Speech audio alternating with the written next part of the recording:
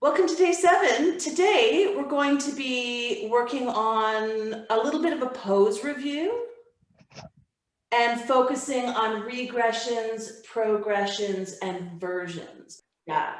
So what we're going to do today is we're going to go through kind of the whole flow, like the whole sequence, all the poses that we've studied.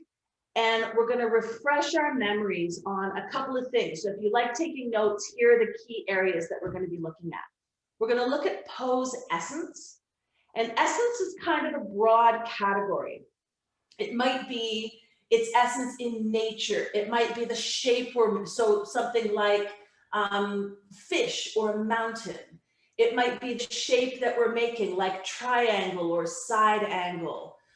It might be kind of the overall purpose. Is it a strengthening pose? Is it a stretching pose? Is it a relaxing pose? So the essence is kind of a broad category.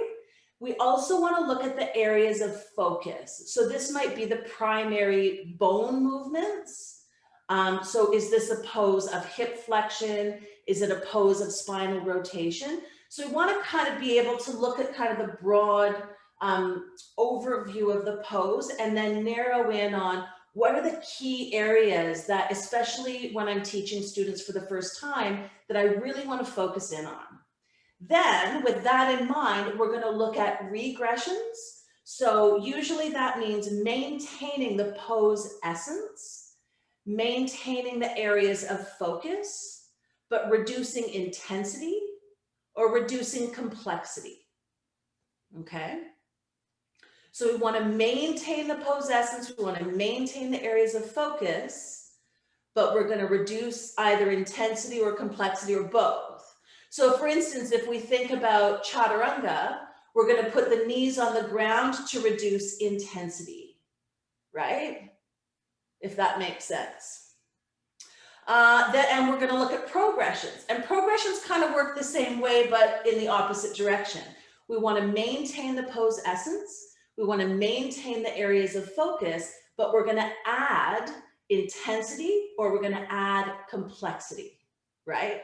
So for instance, in something like side angle, we might add a bind. That's adding complexity, right? And then we're also going to look at variations or versions. So often we're looking at this from the perspective of accessibility, but we might also look at this just from the perspective of adding some variety to the class. So again, we want to maintain pose essence, areas of focus, but we want to play with a version, maybe a way, how can I get the same pose essence and areas of focus, but do it a little bit differently. Okay, so those are going to be our 3 key things: regression, progression, version. And we want to be thinking in general of how can we bring these poses to every body. And in the case of one of the most common forms of lead yoga class that we see today is the all levels class. So this is if you go to the studio, you go to the gym, and like anyone could come to class, you might have beginners, intermediate, and advanced students all in the same class. So how are you going to meet them where they're at?